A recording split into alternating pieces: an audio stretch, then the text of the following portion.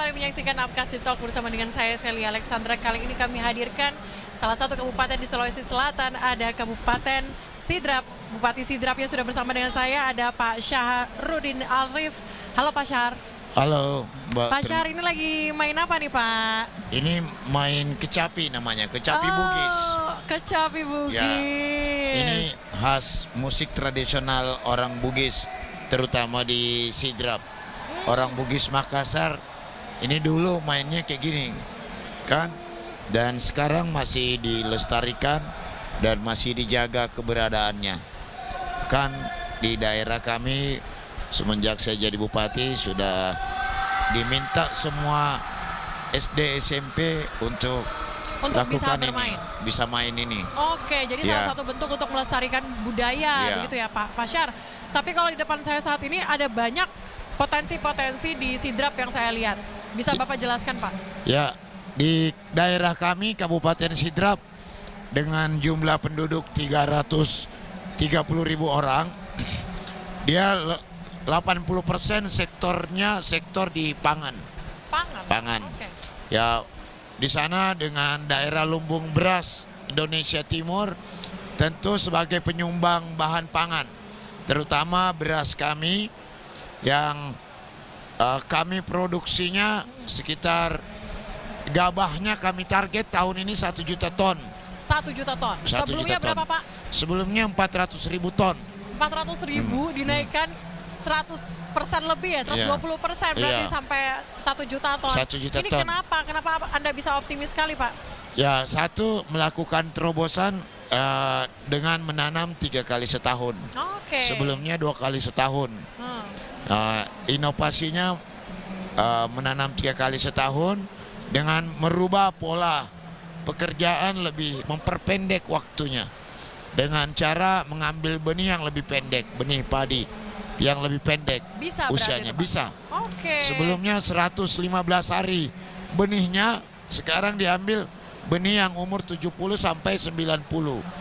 Oke, tapi kalau hasil beras dari Sidrap itu seperti apa Pak? Apakah memang bagus kualitasnya atau bagaimana Pak?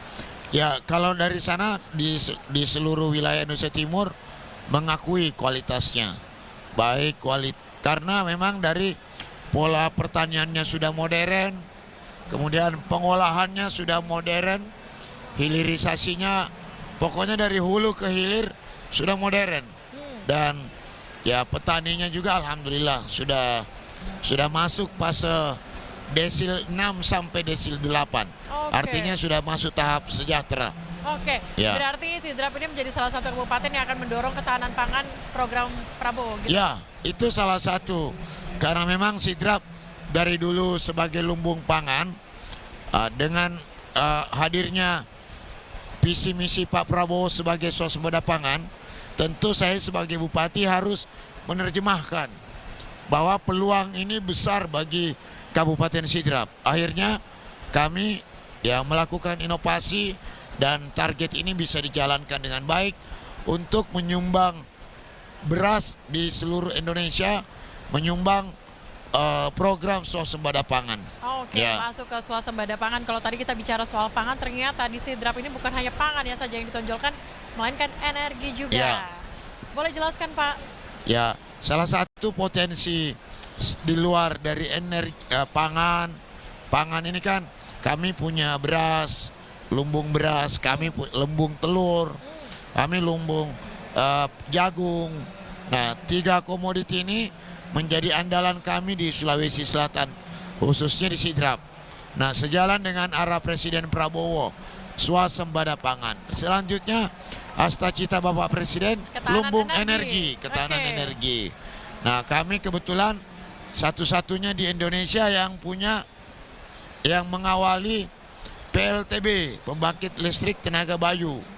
Dan ini tinggi sekali dan menyumbang energi sekitar 75 megawatt untuk tahap pertama.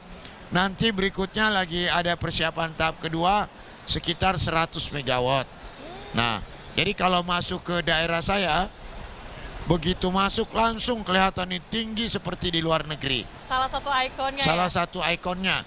Ini menjadi salah satu ikon di Sulawesi Selatan awalnya diresmikan zaman Bapak Presiden Jokowi, ada 2 kabupaten, pertama kami di Sidrap, lalu juga ada kabupaten lain di Sulawesi Selatan, Kabupaten Jeneponto.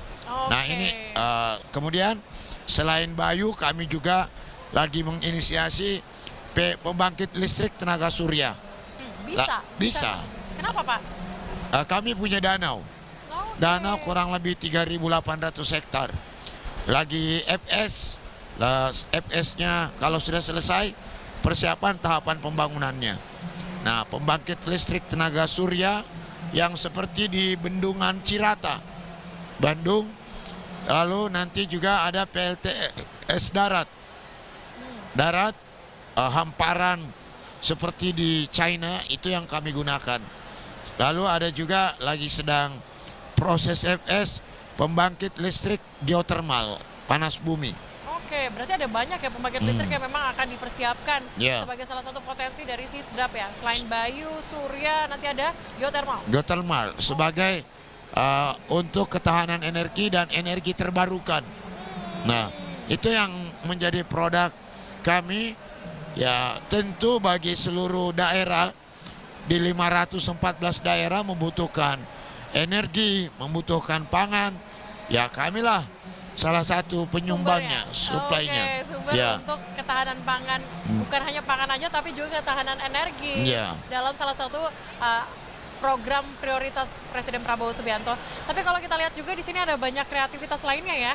Ada tas, kemudian ada kain. Mungkin Pak bisa jelaskan untuk kreativitas UMKM lainnya, Pak? Ya, selain pangan, energi, di sektor peternakan, perkebunan, perikanan yang menjadi andalan daerah kami juga tentu secara kesenian, adat, istiadat, budaya, kami jaga betul.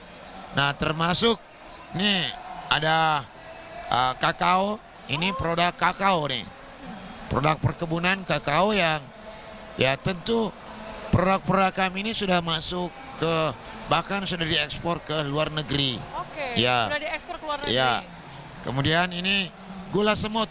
Gula semut. Ya, ini gula semut yang hasil dari produk lokal, lalu kemudian kami perbaiki kemasannya untuk menjadi bahan promosi. Lalu ya ini perpaduan, ini namanya tenun sutra. Ini sutra, tenun sutra. Kalau di Bugis namanya tenun sutra. Ada lipak sabe. Ini lipak sabenya. Nah nih, ini bagus semua nih untuk sebagai dipadukan sebagai bahan untuk acara kegiatan di sana.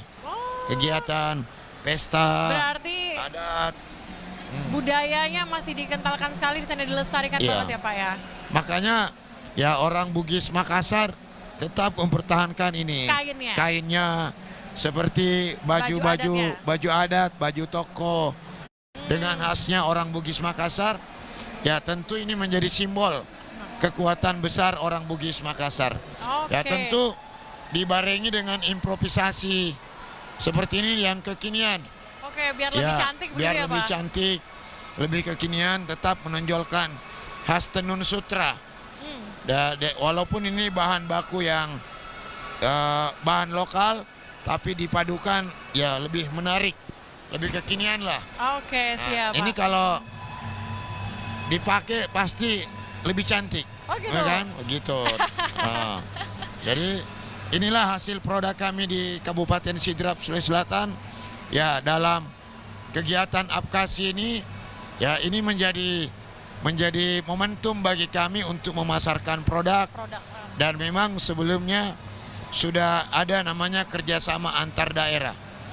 Di beberapa daerah yang datang ke kami untuk membeli produk-produk. Beras, telur, sudah datang. Kaltak, Kalimantan Utara, Banjarmasin, Sulawesi Utara. Berarti bertukar hasil bumi begitu sudah, ya? Sudah dilakukan. Tapi Pak Syahar, ini apa yang kemudian ingin Anda tekankan dan Anda dorong ke depan sebagai seorang bupati di Sidrap, sehingga Sidrap ini lebih maju lagi ke depan, Pak? Ya, daerah saya kebetulan daerah menurut data BPS kemarin baru dapat penghargaan. Daerah 24 kabupaten di Sulawesi Selatan, orang miskinnya terendah kedua di Sulawesi Selatan. Kalau di Sulawesi terendah ketiga. Karena ya masyarakat saya pekerja keras, religius, dan rata-rata bekerja. Akhirnya ya semuanya bisa sejahtera dan rata-rata.